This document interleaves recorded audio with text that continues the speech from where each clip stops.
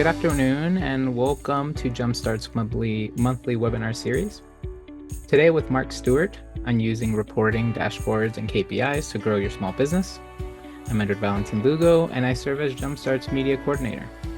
JumpStart strives to provide you with access to the knowledge and resources you need to make your small business bigger and better.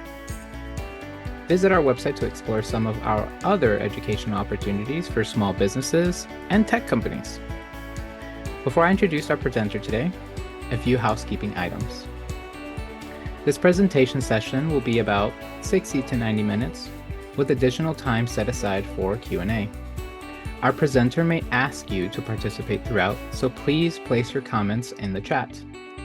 Please make sure your responses are going to everyone, not just hosts or panelists. You may need to make this selection in the chat drop-down menu. You can also see the Q&A, which is a great place to put your questions as they occur to you and ensure you can address them at the end.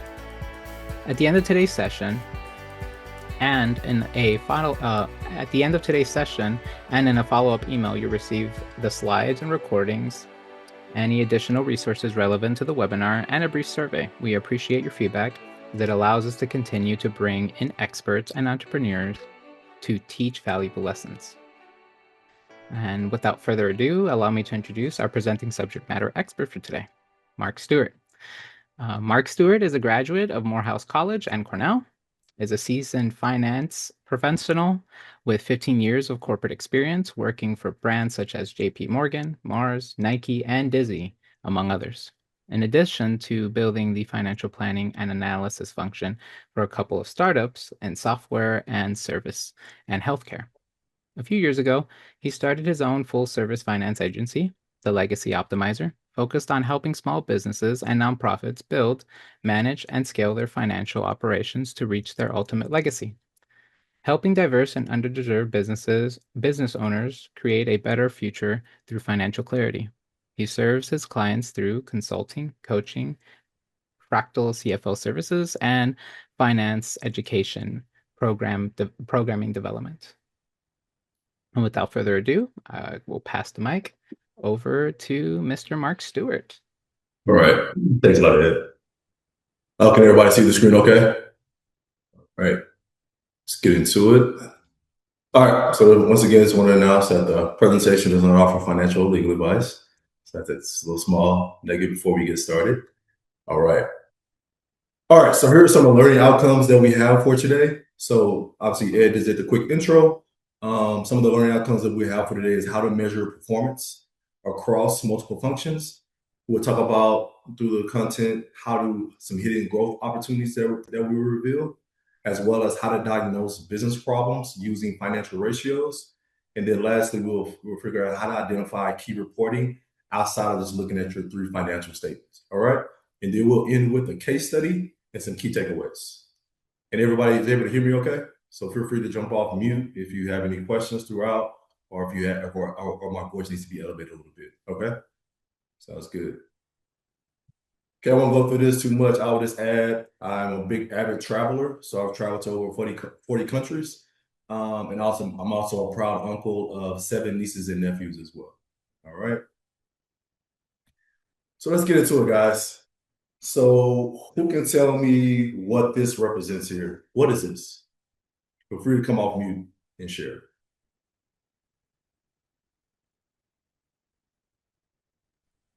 Go ahead and put your thoughts in the chat, if you would. Mark, otherwise we have to manually unmute each of them. Okay. Sorry. Yeah, please let me know what people are saying because I can't see it. So, yeah. Could you repeat the question for them, Mark? Oh, yeah. So I guess I'm saying, so what do you guys see from this? What does this represent? What does this mean to you guys?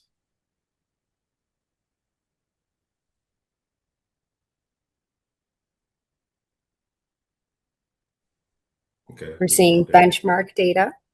Yeah. Dashboard. Dashboard, yeah. Roadmap to health. Mm-hmm. It looks like an overall dashboard of your health. Right. Overall health. Yeah. So this is essentially what we're going to be talking about today, guys.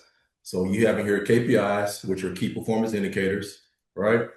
So whether it be your weight, your health, when we go into a doctor and get our physical, blood pressure, those are KPIs, right?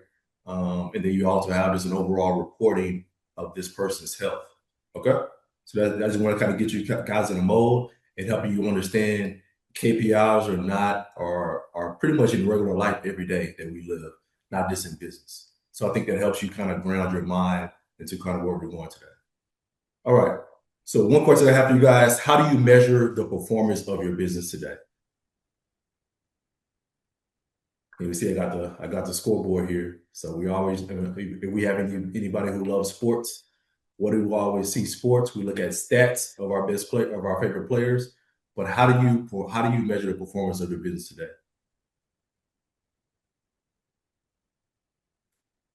outside of revenue growth? All right.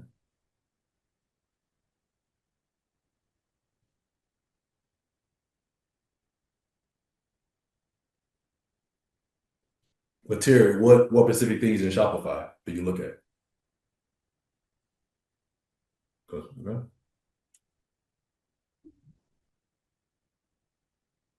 Just to That's good continue stuff there. reading off the chat and repeating and echoing what Terry has shared. So through Shopify, and then Jeff wrote revenue, new customers, average org size. And then the response to your question, Terry responded and wrote through e-commerce sites. Cool. All right. So not just thinking about, but also not just thinking about the channel, but also thinking about it specifically. What are you actually looking at and measuring, whatever channel that you might be on? So what are you looking at the e-commerce site, Terry? So that can be some things. All right. So that is kind of get you guys ready, revenue and profit. Okay.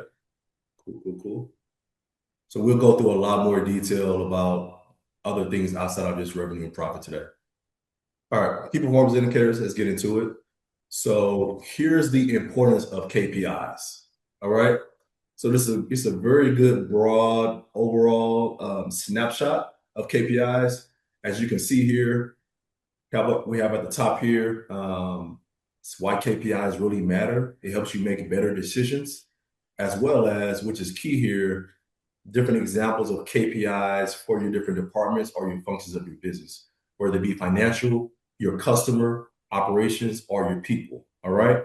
So the couple things that I want to highlight here that kind of stand out to me is that what gets measured gets managed. Okay. And then lastly, and I'll reiterate this again throughout the presentation, focus only on a small number of high impact KPIs that align with your goals. Okay. Review them regularly and use the insights to really drive action. Okay. Anybody have any questions on this overall snapshot? Okay. So let's go through the importance of KPIs. For me, KPIs are essentially your business scorecard. They help you make better decisions and also increase the speed of those decisions, as well as get you from reactive to being proactive when it comes to decisions. All right. A lot of times you think about, how do I really connect my operations to my financial performance? KPIs allow you to do that. And then does everybody have, how many folks have teams for their businesses? And they're not just solo entrepreneurs. Okay, cool. So also KPIs, if you give KPIs, that allows you to have accountability and get ownership across the different functions and team members of your organization as well. Okay. So not just based on what they tell you is happening, but it's also based on data. And then lastly, it helps you strengthen your cash flow management before showing up in the bank. That makes sense, everybody. Okay. Has anybody ever heard of or utilized any leading or lagging indicators in their business?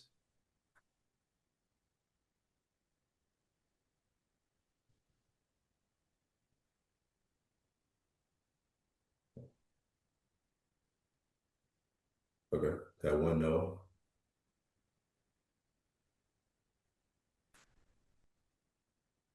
No, okay. So I would just assume that nobody utilizes leading lagging indicators. Okay, perfect. So here are some leading and lagging indicators that you can utilize within your business. What are leading indicators? Okay. I'm sorry about that, Christy. Hopefully you can still able to hear me clearly. Sorry about the echo. Okay. But leading indicators, these are activities and behaviors that drive results. Lagging indicators are financial and business results themselves. Okay. So who can tell me what are some leading indicators on this slide here? Based on the definition I just provided you.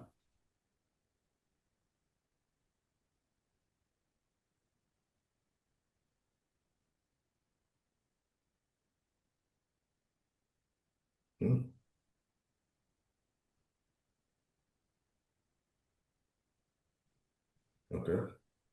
So as you guys probably can say, I helped you guys out a little bit because all the indicators are in the white and all the lagging indicators are in the gray. Okay. Does anybody look at these on a normal cadence today in their business? And if so, which one or two that you look at outside of like website traffic?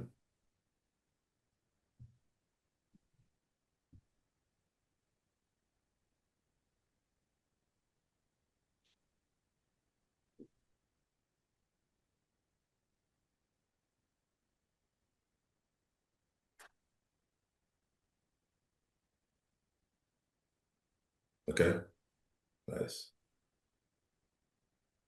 cool.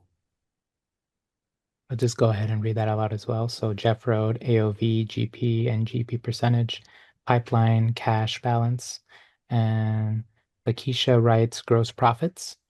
Okay. You definitely want to look at both gross profit and gross margin because sometimes the dollar amounts won't give you the impact. But if you can see the gross margin, which is a percentage of gross profit, that'd be a good one to look at to see if your gross margin is shrinking or expanding. Okay. So a strong KPI mix here is sales activity, conversion, margin, and cash flow. Also retention of your customers. And then we look at most of that. Yep, nice. And then profit as well. Okay. Anybody have any questions about any of these leading and lagging indicators?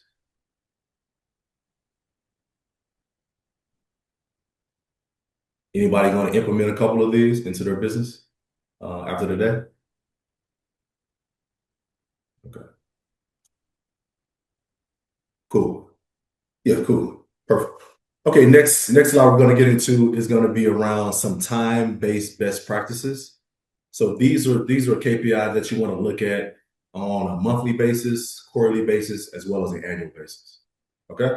So on a monthly basis, you want to always monitor your cash, monitor your gross margin.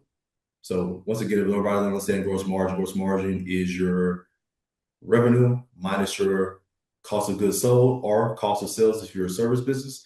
That gets you your gross profit. Gross profit divided by your revenue gets you your gross margin. Okay. Another thing we want to look at on a monthly basis is our AR aging. So does everybody look at their accounts receivable aging reports in QuickBooks on the normal cadence? So that's one thing that you want to look at, as well as if you've built a budget for the year, you want to make sure that you're looking at your budget versus actual to see that performance difference on a monthly basis as well. And then lastly, has anybody heard of the cash conversion cycle or incorporate the cash conversion cycle in their business?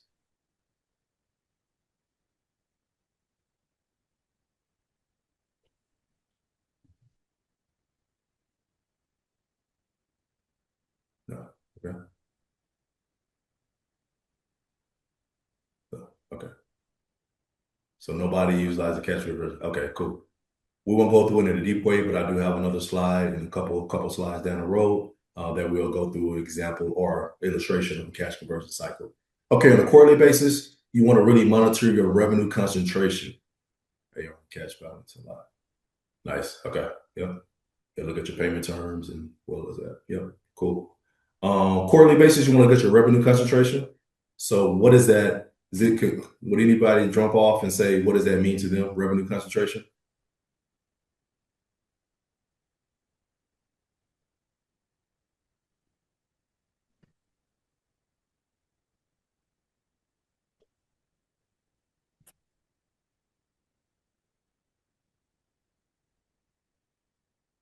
Okay. So just to keep speed, keep the presentation going, revenue concentration is if you having 10 customers and maybe or you have 10 customers, but 60 or 70% of your revenue comes from one or two customers, right? So you don't really have diversification. You're just concentrated within a couple different clients or a couple different services. All right. Customer lifetime value. Sorry, can you read that question for me?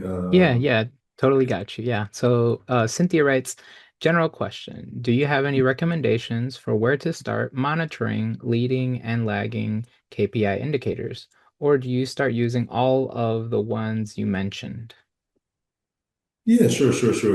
Let's actually just go back to it real quick. So I would definitely incorporate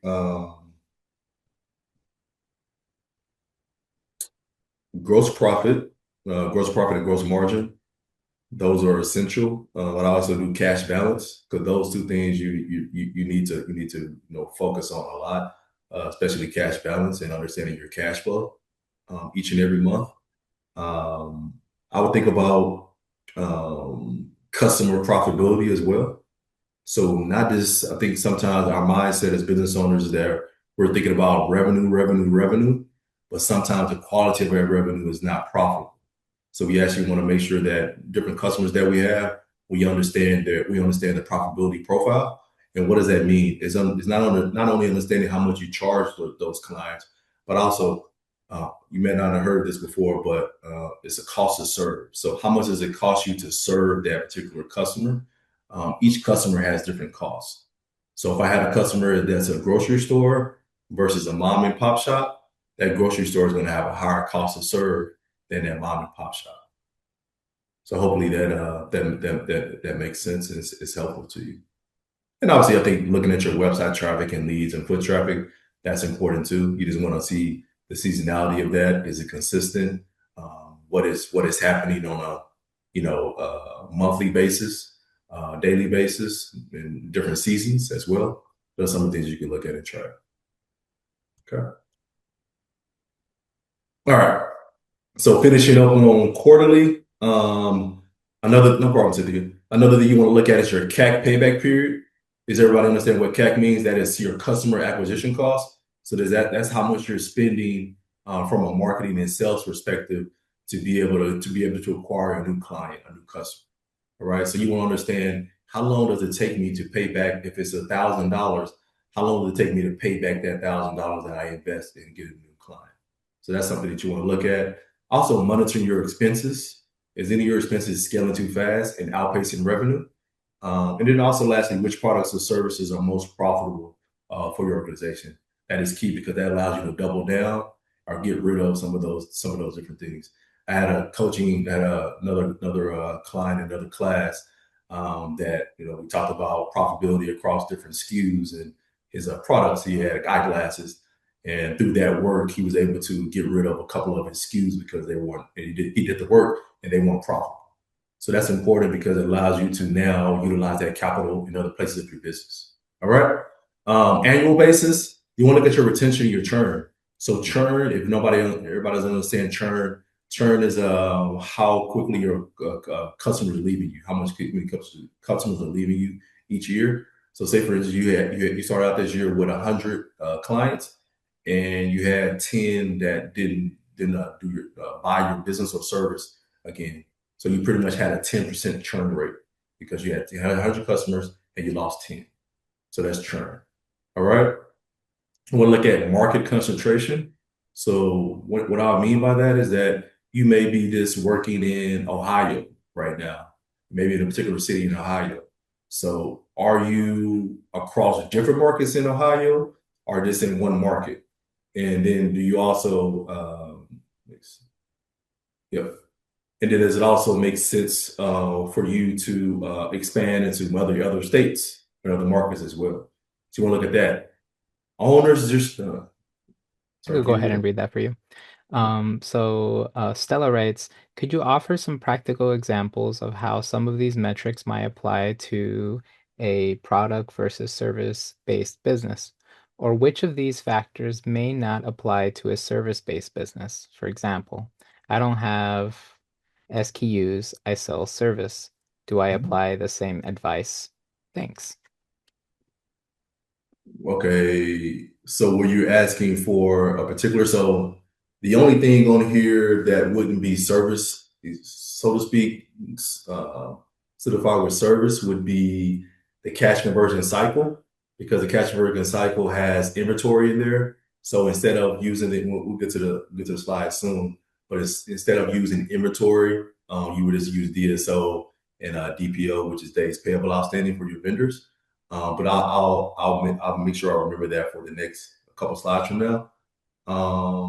The other ones would be, I think everything else pretty much applies to you, whether it be a service or a product business.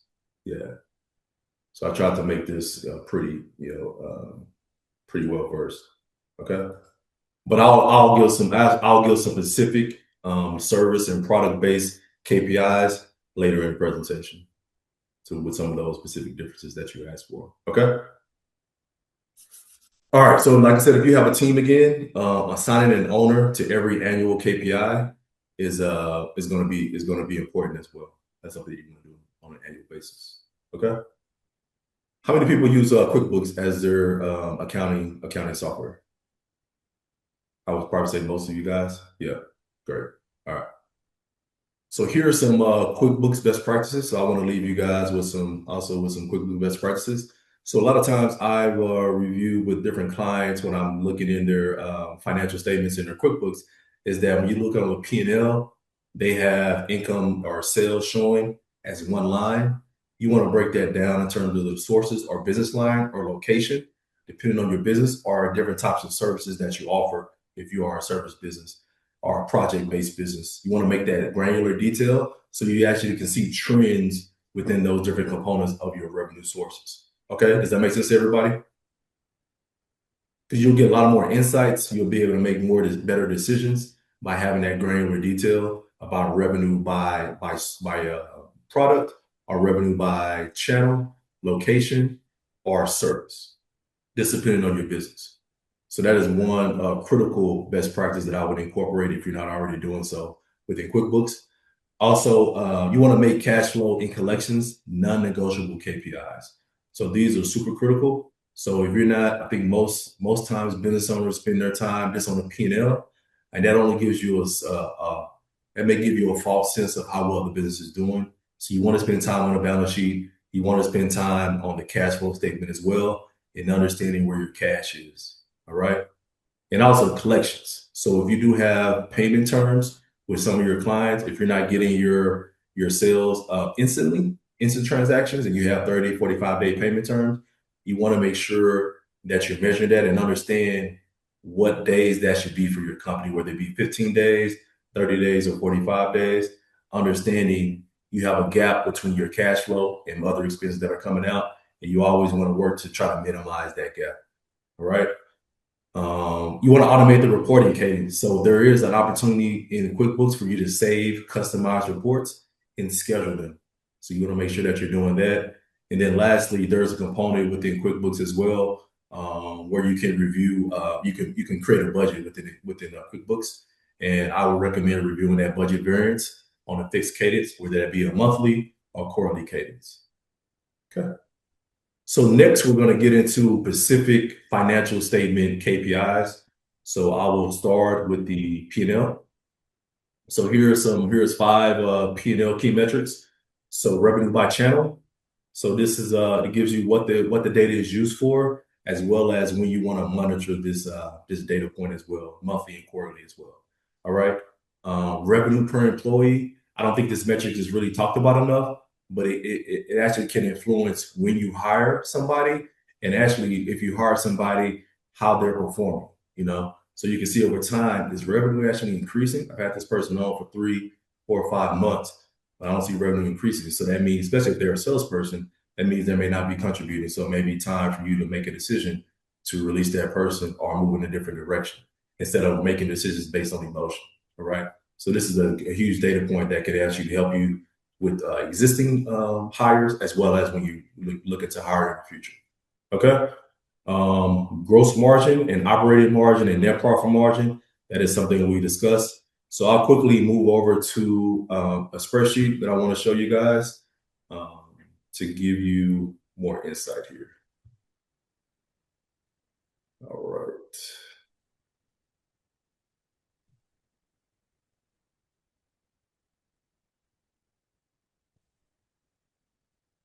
Give me a thumbs up, guys. Everybody can see this okay? Or I didn't make it a little bit bigger. Looks good. Good. Okay, great. All right, cool. So this is quickly just making sure everybody understands the different margins on the P&L. So first and foremost, you start with your income. These are your sales or revenue of your business. And then you have your cost of goods sold or your cost of sales if you're a service business. Your service businesses, don't be afraid to change the cost of goods sold to cost of sales in your QuickBooks. You are a cost of sales company versus cost of goods because you're not selling any goods. So just wanted to throw that out there. All right. So this gives you 1,000 minus 500 gives you $500 of gross profit. And then your gross margin is just your gross profit divided by your income. Okay. Same company. So now you want to measure your operating margin and operating income. So you still have your income, your cost of goods sold, or sales, and then you have operating expenses, which are your rent, marketing, advertising, professional fees like legal fees, subscriptions, software subscriptions like QuickBooks, things like that. That was $250. So you have now operating income of $250. Okay, and that gives you operating margin. Once again, operating income divided by income gets you operating margin, 25%. So you see it's lower because we had additional OPEX or operating expenses. And then lastly, we're going through our net profit margin. How do we get there? Start with our income.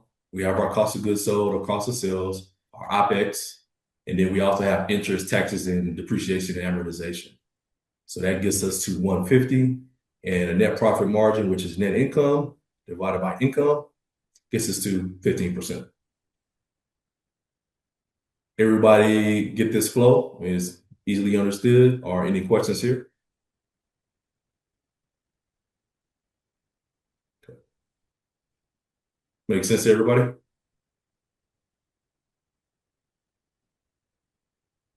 Cool. All right. Thanks. All right. I also want to go through margin analysis here while we're on this spreadsheet.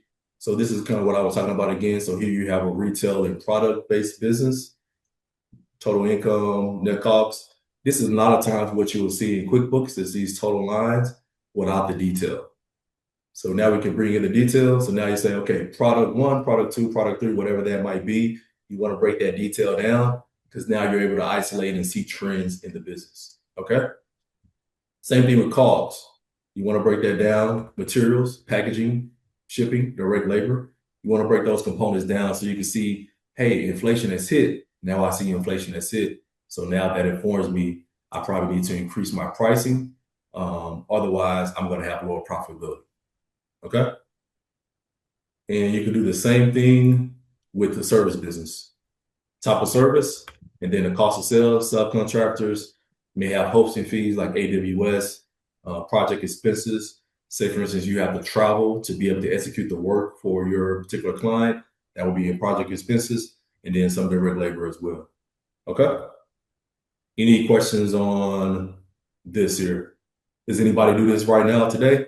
Break this down in this detail.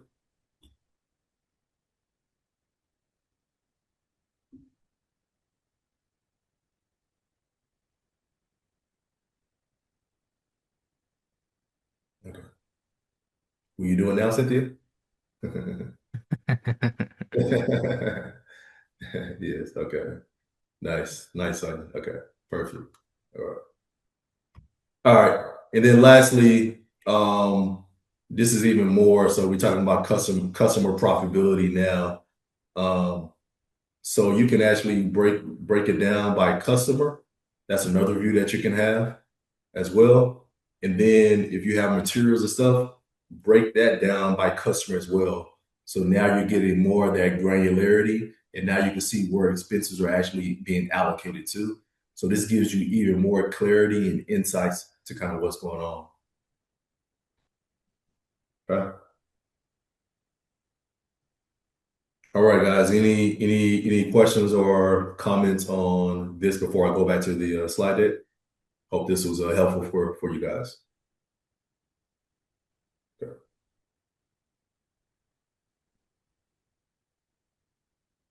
I have a comment from Lakeisha here that I'll read. She writes, so it shows us how much we actually make even after buying a product. Yes, that's correct. Yes, if that's a question, yes, or that was a comment. Yes. I think it's a question. Yes, it does. So, Yeah. how much you spend on your product is like your cost of goods sold. So it definitely shows you. That's what gross profit shows you is how much you're able to make for the product that you're selling. So how much does it cost you to make? So say if you sell your product for $1 and your cost of goods sold for you to purchase that product for yourself before you sell it at 50. You bought it for 50 cents and you sell it for $1. So you made 50 cents on that product. So that's your gross profit, and you had a 50% margin on that. So obviously, you want your margins to be as high as possible. So it's always a okay, cool. So it's always just making sure that you. It's only two ways that you can really impact gross profit, as you either increase your price points in terms of what you're selling your product or your service for, or decrease your costs. So making sure that you're finding better, maybe some substitutes and more cost-effective inputs for your products or services. All right.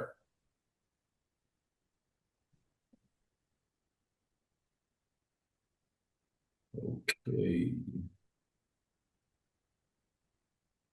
All right. Everybody still see the screen good? Yep, screen looks good.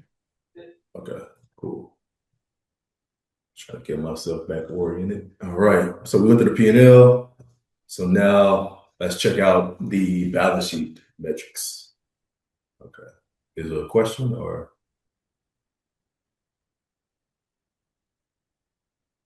did Terry have a question or I saw a letter there? Wasn't sure. Okay. All right. So balance sheet metrics. Cool. So how much time does everybody spend any time on the balance sheet? Or no? Yeah. Okay. I would advise you to incorporate spending time on a balance sheet as you go through it. But here are some KPIs to look out for. So current ratio, great, Cynthia, that's good. Sometimes it's actually more important than your P&L to look at your balance sheet. Current ratio. So this helps you understand your ability to pay off any short-term debts or any financial obligations. So essentially, you usually want this to be between 1.2 to 2 times once you do the calculation. That is essentially your current assets over your current liabilities. That is that formula. Inventory turn. So this is an inventory turnover. If you do have inventory business, you want to make sure that you're efficiently selling down and making sure when you're replenishing that, your inventory, critically important, as well as a percentage of your inventory over 90 days. I threw that in there because that if it's inventory over 90 days, more than likely you may not be able to sell that, and that is capital that you borrowed that you're kind of throwing away. So you want to make critical that you're keeping up that and keeping that percentage as low as possible. I think everybody's familiar with debt to equity, and then working capital that measures if you can fund day-to-day operations for your business, right? Does everybody know what the calculation for working capital is?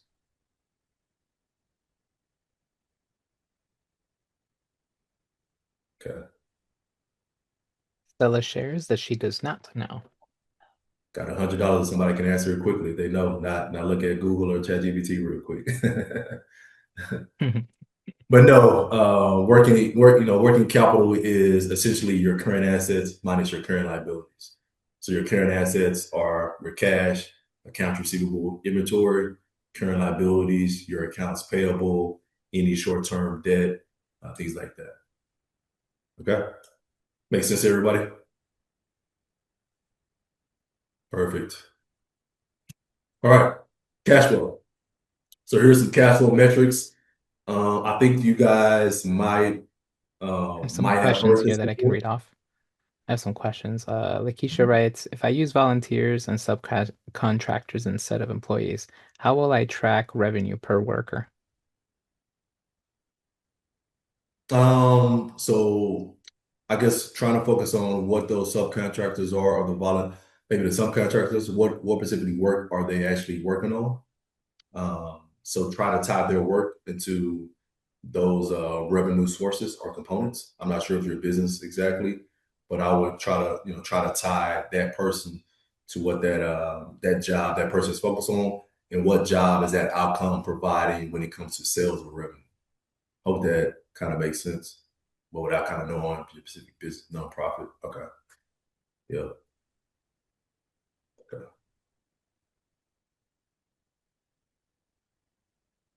So I hope that was a little bit helpful. So yours is not really revenue; it's more like grant funding. So yeah, maybe this ties in like the grant funding as well. Okay. Yeah. Okay. All right. So some cash flow metrics there. I think that was the only question, right, Ed? Yep.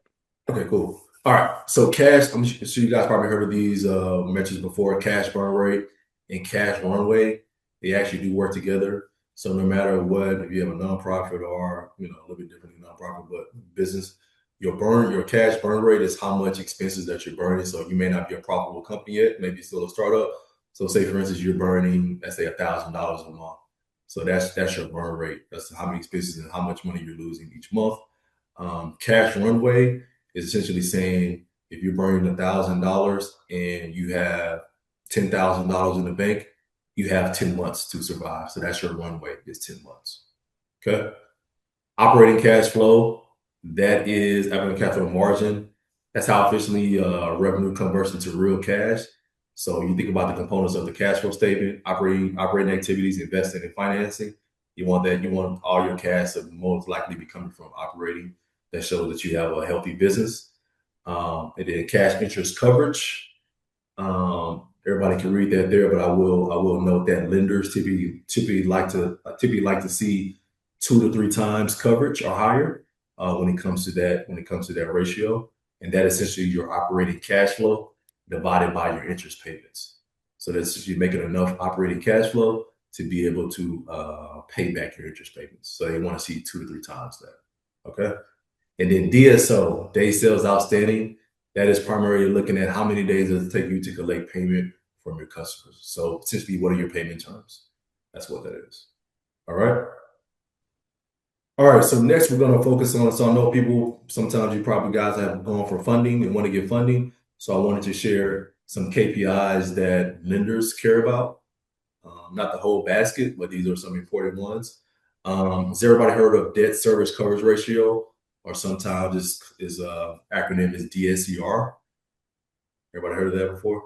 So that is a critical core repayment KPI that all lenders will look at. That's on the top three that they will look at. Okay, so that pretty much showcases whether your cash flow is enough to cover principal and interest payments. All right.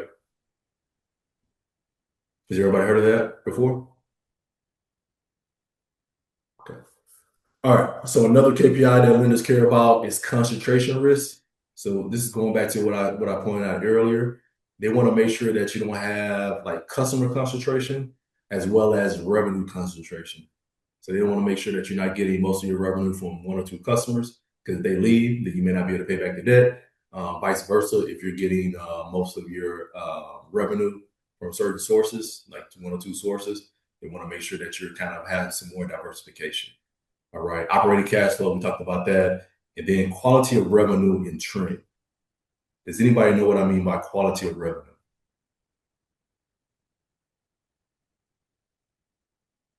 Has anybody ever thought about quality of revenue when they looked at their revenue for the month or the year?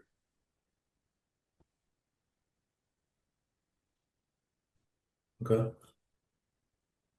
Yeah. Share a little bit of Keisha to the crowd. What?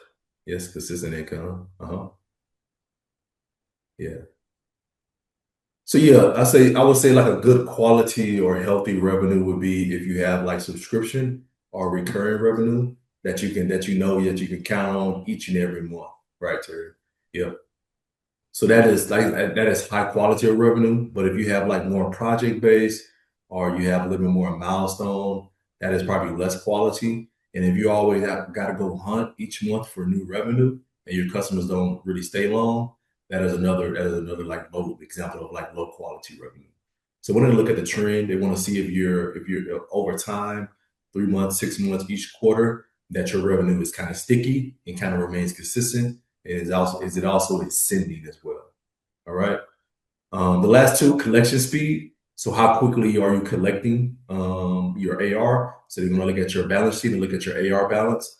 How is that trending? Is it going up? Which means that you have a lot of capital that is staying in your business. So that means they may say that you have a collection problem, or is it declining over time? So that means you got the cash to be able to invest and to be able to pay back, right?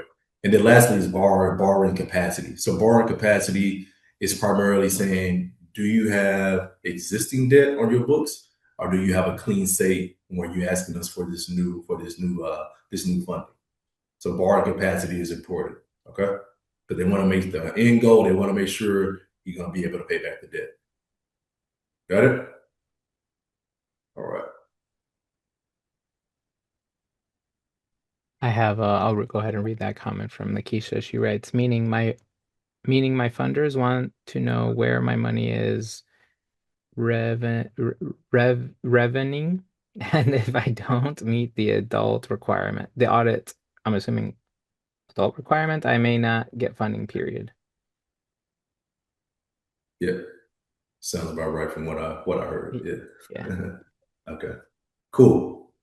All right. So next we're going to go into the cash conversion cycle. So I don't think anybody has seen this or heard about it, but like I said, essentially more critical for inventory-based businesses and product and retail, a little bit less for service-based businesses. Okay. Inventory management. So that's how it starts. So you invest in inventory, you buy inventory for whatever period of time. So you've actually got less cash, right? Because you made an investment of inventory. You also have to, that was an outflow of cash, right? So you also have to pay back payment to suppliers, right? And depending on how long you're keeping that days of inventory on hand, like I said before, that is capital that you don't have. That is cash that you have sitting in the inventory that you haven't sold. So eventually you're going to sell that to customers. And you have your DPO, which is days payable outstanding. And then you have your DSO, as pretty much cash received from your customers. So you want to make sure that you decrease your DSO and you want to extend your DPO, which is your days payable outstanding, to your vendors. So say for instance, your vendors right now, they ask you suppliers, they want you to pay in 30 days. You want to see if you can get that to 45 days or 60 days, right? Because now that would increase your working capital as well as your cash conversion cycle, right? So this is how quickly cash is moving through your business based on inventory, how quickly you get paid from your customers, and how quickly or not quickly you pay your vendors. Okay. So an important tool to incorporate in your business if you're not already doing so, even for service businesses, you would just eliminate the DOH, the days of inventory on hand, and just have DSO and DPO. So now you're just trying to play with how quickly you can get paid from your customers. So maybe you offer them a discount to pay quickly, or DPO, trying to extend those supplier payment terms, right? Especially if you've been a customer of them for a while. Okay. Any questions on cash conversion cycle before we move into the next phase?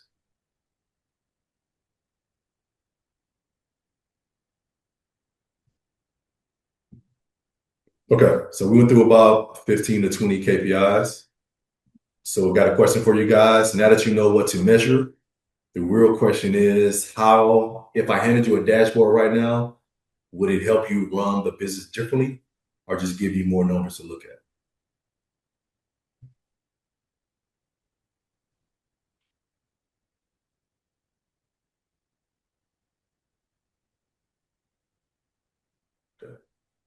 Terry Terry. Miller writes, no, but this is our one problem, which is cash flow. I guess we need more customers. Yeah. And then Yeah, Cynthia cash writes, flow. dashboard would be excellent. Yeah, and I'll give you a free tip in terms of cash flow. Another like strategy to utilize, Terry. Um, that you could the because my motto is like always having the dollar and money work for you, even when you sleep. So I'm not sure if you do it in like your cash management strategies. If your money is sitting just in a bank, in a savings account, not getting any interest, even in a checking account. So depending on how you allocate those funds, each deposit put a certain portion in a high yield savings account because that at least will protect you from inflation, right? So that money is kind of growing from you without you even doing any work. So that is kind of one simple strategy that you can implement to start developing and increasing your cash flow and your cash reserves, right? So you also just want to think about your account structure for your business. So having like different accounts, tax account, investment account, operating account, cash reserve account. All right. All right. Let's get into dashboards, guys. All right. So what are the keys to designing a impactful dashboard? You want a dashboard as you develop a dashboard that helps you answer or support a decision that you're trying to make for the company, right? So you mentioned cash flow, Terry, and I think that's going to be a major point for everybody. So you definitely want cash flow to be a metric that is in your dashboard. Once again, focus only on a small set of meaningful KPIs. You want to make sure when you're building this that you want to use clear visual hierarchy. So you want to make sure that the story should illuminate. So going back to the first point, some of the questions that you want to ask yourself: are we on track for whatever goal that we're looking at? What needs action this week or this month? Um, some of those focus areas for essentially KPIs, some of the things that we talked about before: gross margin, cash on hand, labor percentage. Those are a couple of things. Customer retention. All right. And when I think about use clear visual hierarchy, you kind of want some of that green and red, where you can easily able to see what is going up, what is going down, and what is off target and what needs specific attention. Okay. Um, Fourth, you want to compare actuals to targets and trends. So you may have a budget, you also may have a forecast. You always want to continually compare actuals to the forecast and budget. All right. Um, so that can be either looking at current period versus prior period. So it can be looking at, or whether so looking at April versus April of 2025, but looking at Q1 of this year versus Q1 of last year. So you can mix it up and look at different periods, right? Q1 this year over Q1 of Q4 of last year. So you can utilize different periods to kind of measure and look at for context, because you never just want to look at numbers in isolated factor. You want to have context around it. All right. And then lastly, make sure the dashboard is measurable and actionable. Okay. So every metric should point to a possible next step, and it should automatically lead to action. Okay. So I'll wrap it up in that one quote there. An insightful dashboard is focused, relevant, easy to read, and benchmarked against goals and designed to drive action. All right. Has anybody built a dashboard before or seen one? Yes. Cool. All right. All right. For me, this is like the dashboard dream here. So you got your exec, you got your revenue, gross profit, net profit, cash balance, revenue by sources, your trend, cash flow summary of cash in and out the business. You have your top five expenses as well. Then you got your 13-week cash flow forecast right here that's showing what's our beginning cash, what's our projected cash, and any holes that we might have. Your budget versus actual, so your variance in dollars as well as variance in percentage. AR aging, what's our pipeline? What business do we have in the pipeline right now? I'll always recommend to always keep some sales in the pipeline always. So always be working to build up your pipeline. and then product sales by category as well. All right. So this is a dash. So think about a car. How many of you, everybody uses their dashboard in their car, right? You're looking at your speed, you're looking at your oil levels, right? You're looking at stuff that's being overheated. So it's the same thing here. You want to drive across the country without checking your speed, your fuel level, or your warning lights, right? Same thing as a business, right? If you don't have visibility to the numbers, you don't have visibility to what's driving the business. Okay? Makes sense to everybody? Okay, cool. And this is another little snapshot when you're building the owner's dashboard. You want to have actuals versus budgeted and actuals versus forecast. Those are different. A budget is something that you usually build. My normal cadence is building that in Q4 of the prior year for the next year. And that's something that remains kind of static. A forecast is something that you will continually update throughout the year based on actuals, based on maybe strategy has changed. So you want to, update the forecast. So you continually update the forecast with actuals and then expand it based on kind of what's happening in the business, also what's happening in the economy or the market or your particular industry. Something might have changed. And then you want to keep it to 5 to 10 core KPIs as well. So some of the 3 questions you want to ask yourself: how is the business performing? What is driving the results? And what actions need attention now? Okay.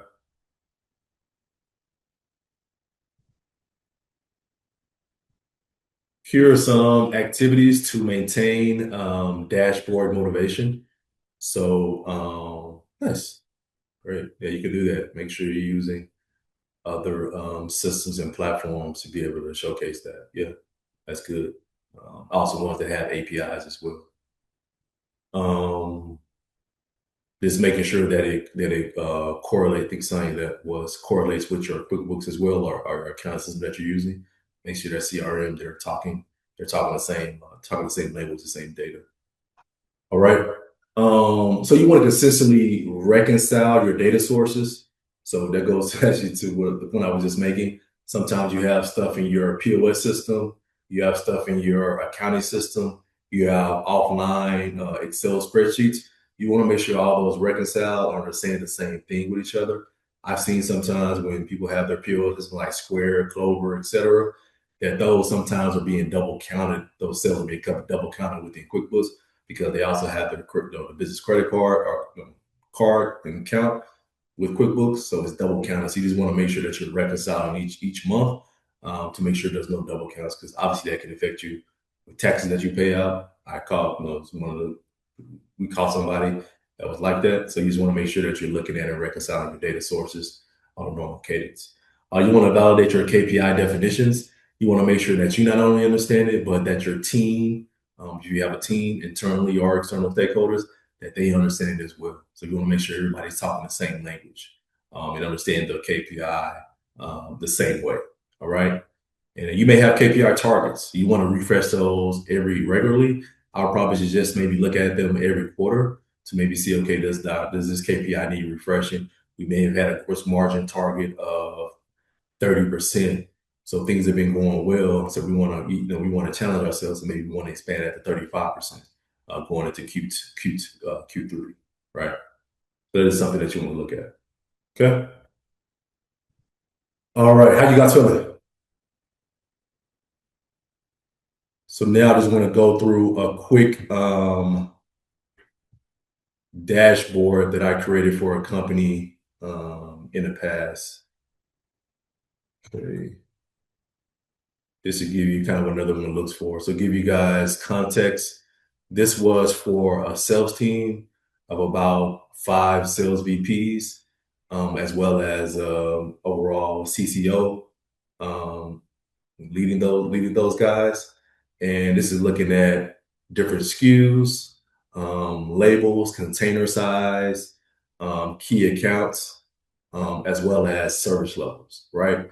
And I focused on a couple of different metrics, which would be standard contribution margin. This company was a dairy company, as well as gallons and units. So those are, and then also this gross sales, right? Okay, let me show you guys as well.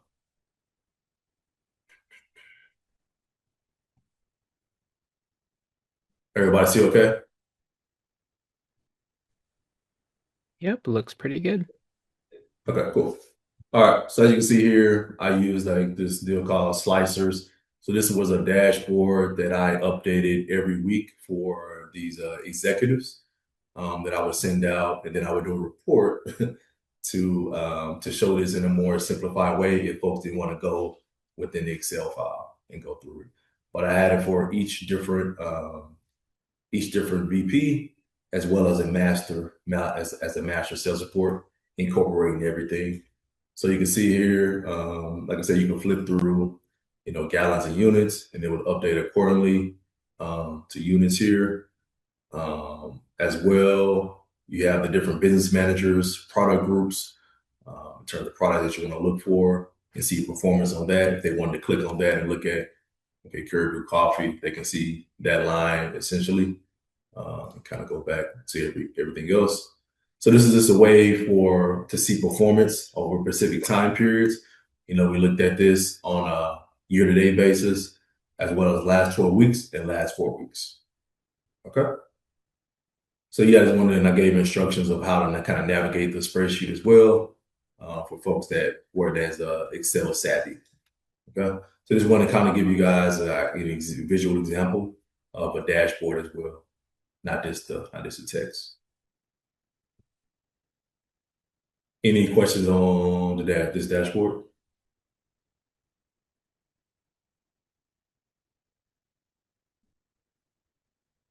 Okay. Anybody done something like this before for their company?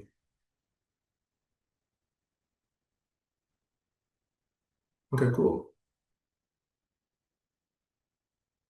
What were some of the insights uncovered, Danielle, for your company?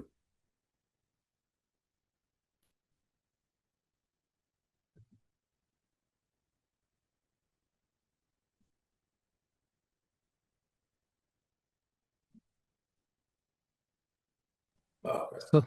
So Danielle writes different scope as a project manager for a client at an ad agency. Got it. Okay. Cool. Right. All right. Anybody need a break, or you guys continue with going on? There's been process before. Nice. Okay. Yeah, and I'll read that. Danielle continues writing, looking at historic spend on types of outputs, DOOH, TV, radio, YOY, to better estimate projects moving forward. Cool. All right. Thanks for sharing, Danielle. You over here. Gotcha. Okay.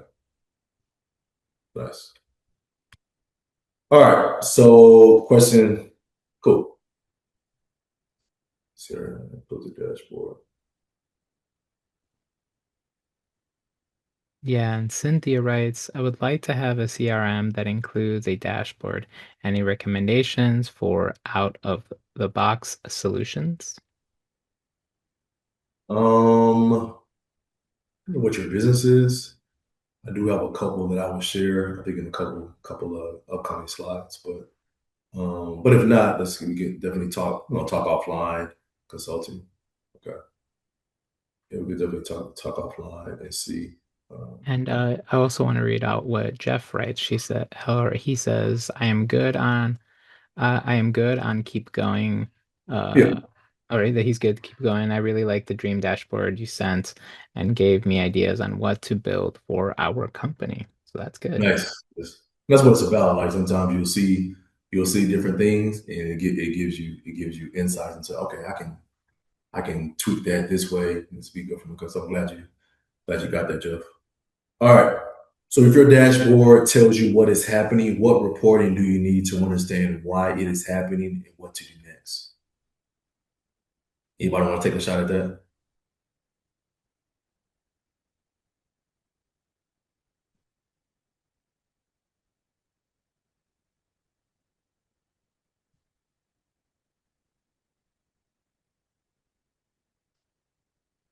Okay.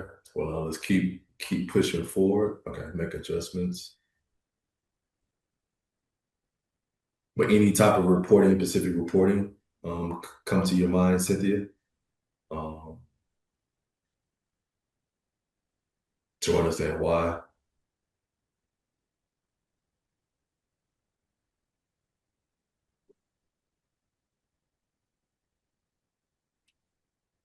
Custom content, yeah. Yeah, that's a good one, Terry.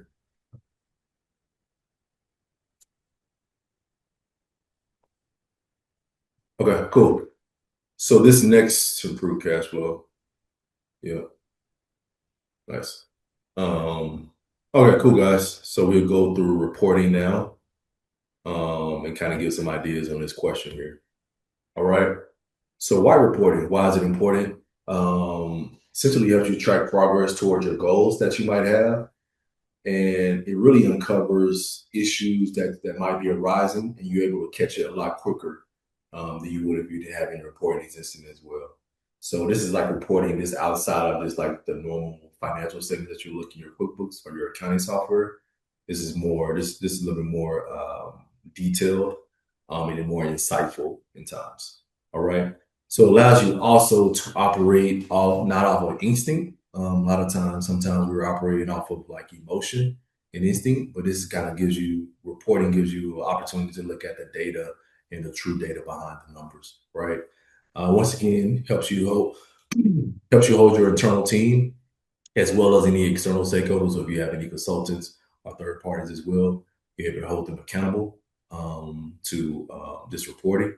And then lastly, it helps you improve your pricing, your hiring, and spending decisions as well.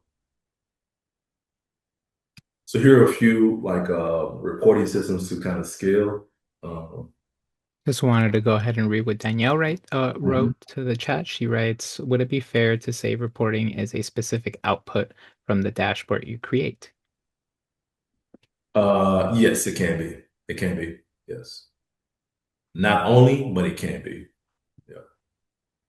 Got it. So here's some workflow automations in terms of reporting. You got Asana, Monday.com, Zapier, CRM, customer management, HubSpot, Salesforce, Square. Those give you some reporting from that. Obviously, you got your financial tracking, Zero, QuickBooks, and then you have some visualization tools. So I'm not sure if anybody's used like Microsoft Power BI, Tableau, though, and these are some other sources as well, DataBox. So this gives you more visualization of reporting in terms of different charts and graphs as well. Uh, so this is something that you might, some vendors that you might want to look at. Power BI, nice, yeah. Yeah, Power BI is pretty popular. Okay. So I told somebody I was going to follow up with this. So here are some critical reports for the business type. So if you're a product business or a service business, so for product, you want to have a cash flow forecast. I would suggest doing a margin, gross margin by product or SKU. Um, you want to look at you want to have an inventory report. See how much your inventory is growing or declining, how quickly you need to reorder and replenish. What's the sell-through rate for your different products so you know what to reorder. Sales by channel. So by channel, I mean, is there retail, online, et cetera, et cetera. And then also looking at your AR and AP agent reports as well. For service business, you want to look at your cash flow forecast. What are your utilization rates for? So that's one thing that you can look at. I think somebody's asked me earlier. One thing you look at is your utilization rates for the different contracts that you have. How much are they being utilized for different projects and compare those. So that's one way to kind of track client profitability. Looking at that, what is your sales pipeline? And then looking at your AR aging. So once again, how quickly are you getting paid? And if you're starting to get paid 60 to 90 days, you want to implement some processes or late payments as well as workflow. So after 20 days, you have 30-day payment terms. 20 days, you want to send an email out, to the different clients and say, hey, this reminds you, hey, Bobby, this reminded you that we got a upcoming payment that's due in X date, 10 days. Let me know if you got any questions. Yeah, that's good, Cynthia. Yep, 25% deposit. Yep. Yep. And just remember, Cynthia, this is a little bit granular. but helps in your reporting. You want to make sure that that deposit that you have is going into deferred revenue when you look at your balance sheet, because that is essentially work that you haven't done yet. So you haven't executed that work. So that's not exactly true revenue yet with that deposit. Just want to throw that out there. But I'm sure you may have like a bookkeeper or your financial person who's managing your books. All right. So my last report that I want to show you guys. Anybody utilize? Okay, yeah. Make sure you want to do that. Anybody utilize a cash flow forecast in their work today?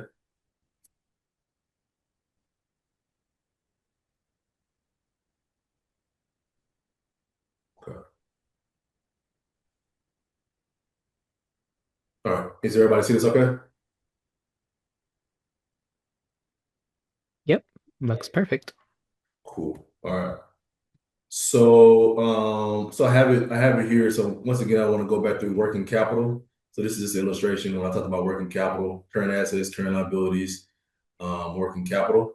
So we have working capital of $30,000. So current assets minus your current liabilities.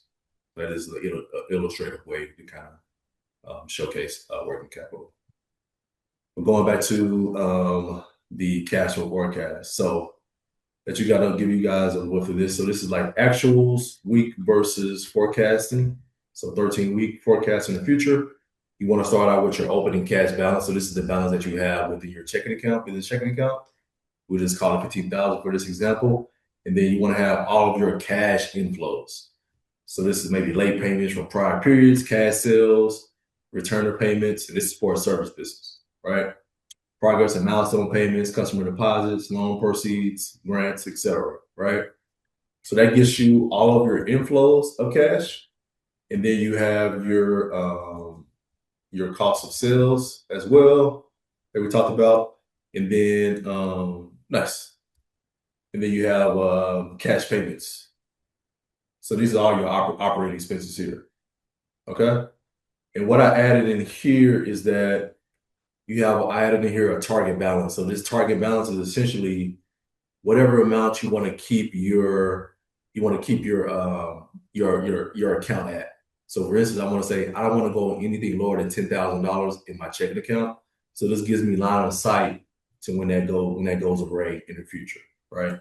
So right now, obviously nothing is in here, but I have 50,000 in the bank. So this is showing that I have a $5,000 surplus within my account now. But as you start building this out, you may have some times where you have some shortfalls, and that may be a time where you say, "Oh, I may need to go get some financing," right? And so it allows you to be proactive and see things in the future, as well as think about some decisions that you want to make. Okay, I want to hire this person. I want to buy this new software and equipment. So now you can plug in that expense and see if you can actually afford it, and also do some assumptions around okay, when do I expect revenue to start being generated from that investment? Okay. Same thing with with the food, kind of a food or retail company as well too. This is kind of like a food company or like an event space, but same flow. Okay. Any questions or comments on this? And if you don't have this, I'm like I said, told Lauren and Ed, I'm happy to share this template for folks if you guys would like it.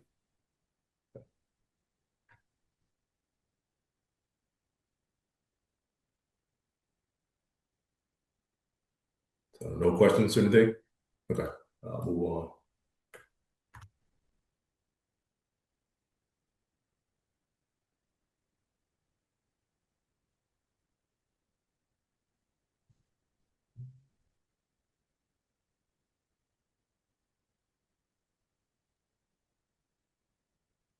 All right.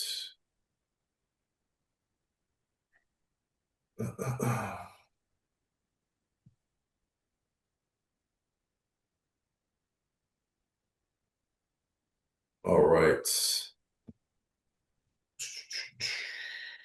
So here are some other types of reporting you can be aware of. So you can build a monthly flash report, especially if you have a team. And these are just like maybe 3 to 5 key metrics that you want to look at. I've done this for back when I did some work for startups. This is like for the executive team. So we cover like some financial points. I also talk about inventory, maybe accounts receivable. These are some opportunities that you can include. But a lot of these are just metrics, making sure that we're on pace to hit some of our targets that we can report back to the board. So just making sure that we're keeping on pace, making sure that the right people have their ownership of it as well. Budget versus actuals and forecast versus plan. I keep saying this quite a bit through the presentation. That is reporting that you want to incorporate. So you want to build yourself a budget and you want to build yourself a forecast. It allows you to give you like what you expected for the year in terms of the budget and actually what is happening. And it actually allows you to maybe make changes throughout the year. AR report, inventory detail, and then if you have different departments, so you can have a department level reporting as well too. So you have your sales function, your operations function, customer success, whatever the case may be. You can do department level reporting as well and get some insights from how well the different departments are actually performing. Okay. Anybody have any of these reports today?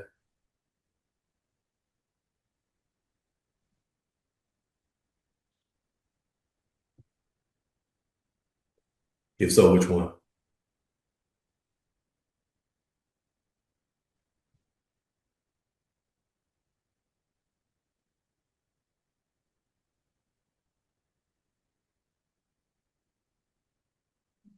Anything in or no? Okay, I can't see. Yeah, Jeff's just came in, act versus budgets. That's what he wrote.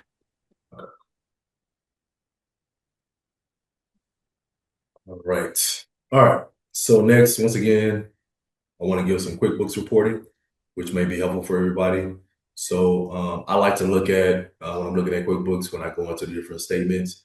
A lot of times I see that the layout is on year to date or just a summarized view. I like to look at the profit and loss by month, even the balance sheet as well by month. Once again, I want to orient myself on trends. So I want to be able to try to isolate trends very quickly. And once everything is in a year to date form and summarized, I can't see that. So a lot of times when you have it broken out by month, you will see some different mistakes that the bookkeeper or somebody may have made with in terms of duplication of expense categories. So you'll see a gap for a couple months, and then another category has that data in there. That means that the business owner has made two of the same type of expense categories. But so it allows you to see duplication and some errors when you look at it by month. Okay. They also have a physical inventory worksheet that I think is great for retail and product business owners. And then AR agent summary. So you want to keep an eye on that, right? Because you want to see if things are getting to the 90-day level before they happen. So this allows you to get that insight and not be thinking and guessing and hoping that customers will pay, but actually seeing how long it's outdated. So now you can send those reminders and automate those reminders to your customers. I'm not sure if anybody's used it, but they also have a quarterly function where you can actually look at your business and your historical numbers on a quarterly basis as well too. And you actually can compare that to prior periods as well. And then lastly, the cash flow planner. I think that's a helpful tool that many business owners don't utilize. So feel free to utilize that. All of this stuff can be found in the standard reports section of QuickBooks. Okay. Also wanted to call out some balance sheet reporting schedules. So AP, there's a debt amortization schedule that you want to keep, especially if you already have existing debt. That is one thing that's going to be asked of you if you do go for additional funding. If you do have quite a bit of prepaid expenses, you want to make sure that you're keeping that and monitoring that schedule as well when that's coming up due. And then also your deferred revenue schedule. So once again, if you're paying somebody early, or if you got paid early, that is deferred. That's deferred revenue. So you want to make sure that you're keeping track of that and making sure that you're making the requisite journal entries around that. I'm not sure if anybody's in construction here or project business, but WIP is like work in process schedule. So you just want to make sure that you're keeping track of the milestones and the process against the different project that you're working on. If it has maybe 5 or 6 different milestones, you want to make sure that you're keeping track of that, so you can understand when the money is coming in, as well as what are the costs associated with those different milestones. Any questions on this balance sheet reporting schedule? Okay. Here's just a view of like illustration of a forecast versus plan. So here you can show your different expenses. So this is mainly just expenses, salary, T&E, professional services, marketing, advertising, subscriptions, and other expenses. So this shows better or worse versus plan. So this is showing like for Q1 that we overspent by $200,000 in our salary and benefits. Okay. So this is something that you just want to you want to prepare and kind of look at on that quarterly or monthly basis. Any questions on reporting?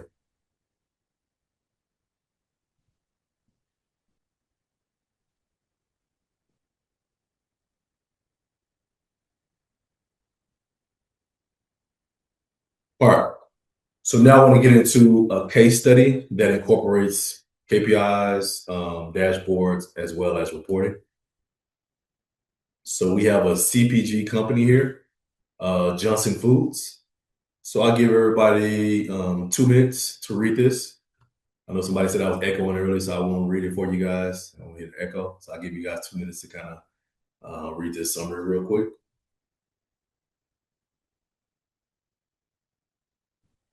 And I'll also keep a timer here for everyone.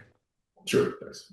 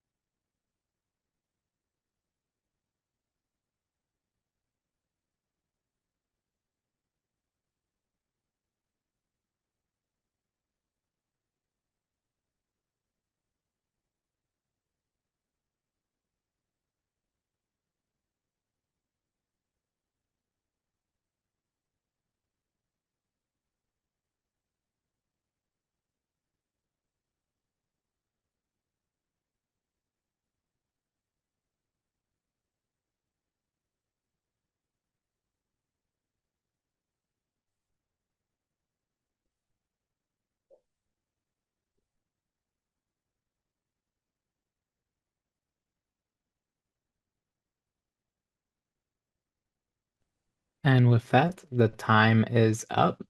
If you guys don't mind, go ahead and just drop in your questions in the chat and I'll read them out loud for the speaker. Yeah, any comments you guys have on this? Anybody thought this was like something similar that some of the stuff that they're going through with your company? Some of the issues that was faced?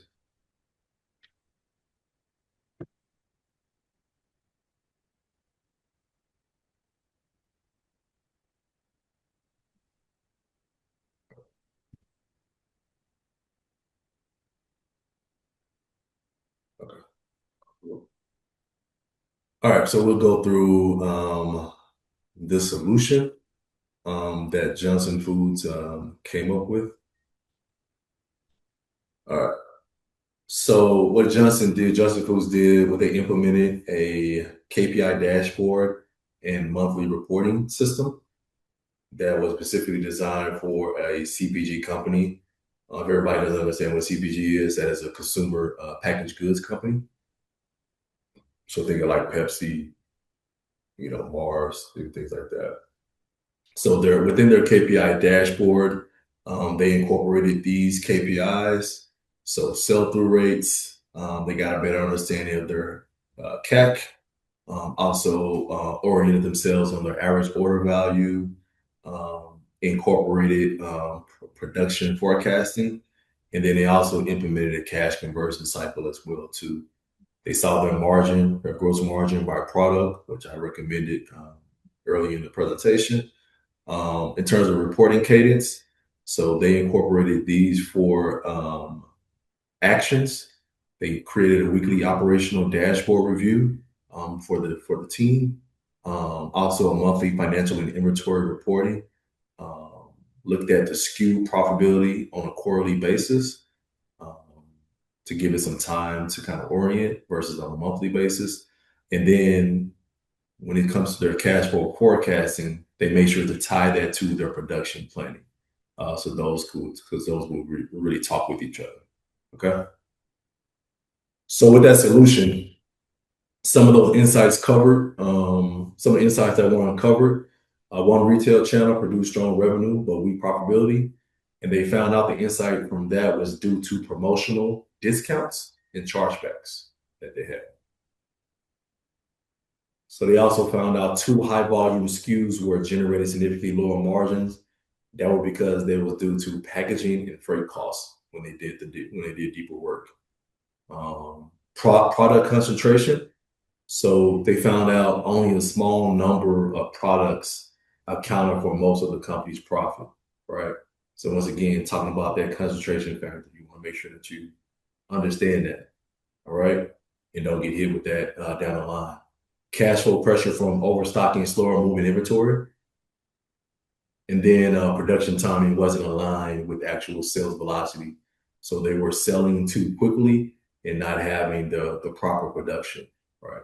So you want to make sure that you understand your sell-through rates and velocity with retail as well as maybe D2C, direct to consumer, that will inform you what your production cycle should be, or you should be just in time as well, okay?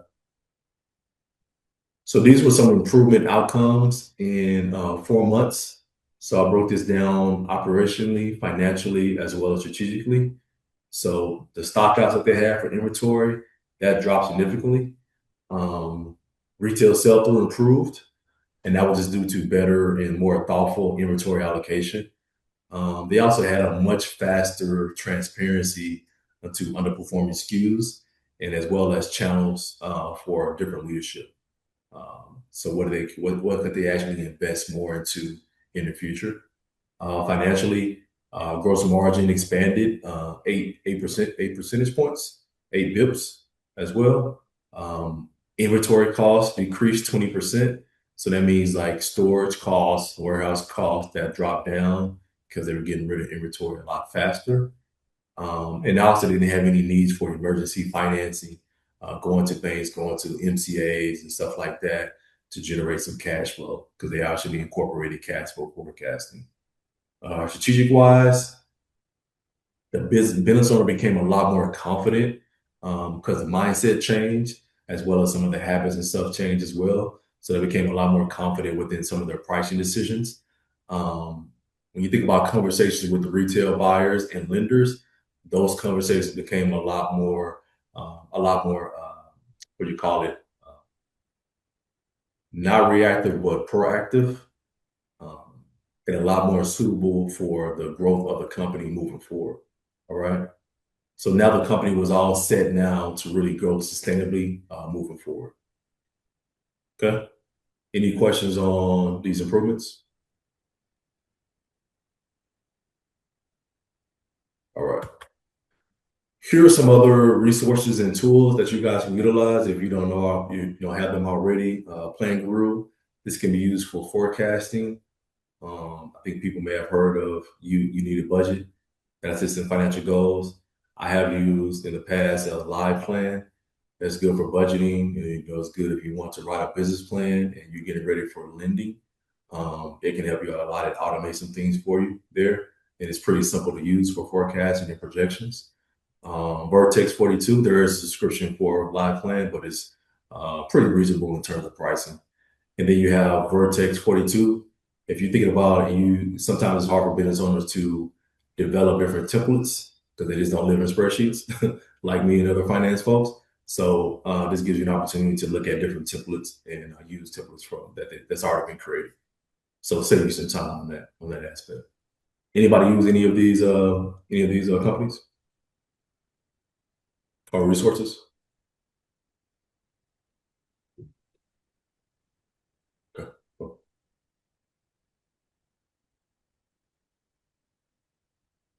Cool. Well, maybe you take a look, see if you maybe incorporate them in the future. All right. All right. So here's some key takeaways. KPIs. Always make sure KPIs are influencing decision change. Making sure that your reporting is simple, repeatable, and actionable. You just don't want something something that you can have, but something that really moves the needle. I believe mindset is a great importance, and everything kind of starts with the mindset. So make sure that you're understanding your mindset and your behavioral financial habits, and start incorporating some of these, whether it be KPIs, dashboards, and reporting into your normal workflow.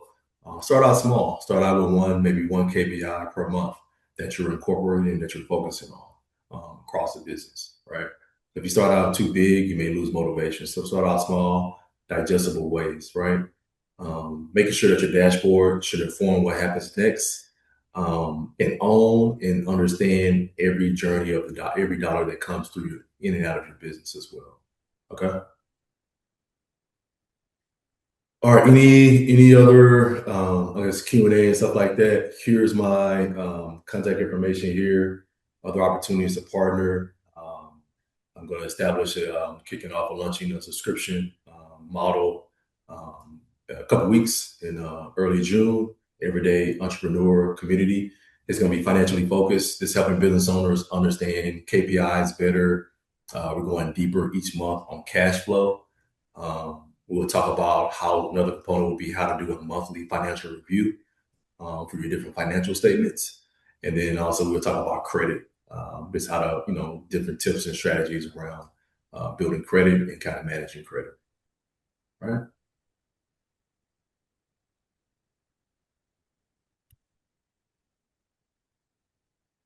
That completes it, Ed. So if you want to open up for Buckeyes, any questions?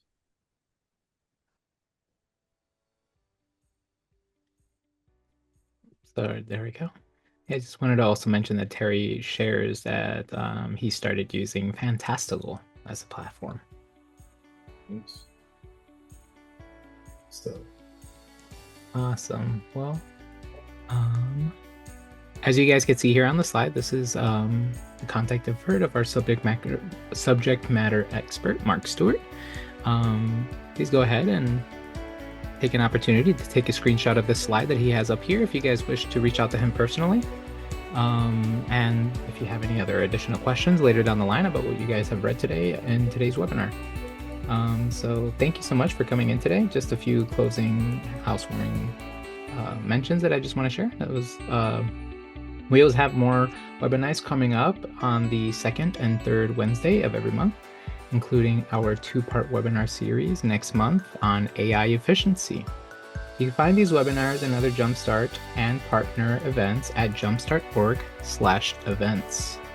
At the end of today's session and in the follow-up email, you'll receive a brief survey. We appreciate your feedback, and it allows us to continue to bring in experts and entrepreneurs to teach valuable lessons. Thank you so much for coming in and spending some time with us today this afternoon, and I hope you guys have a good rest of your day.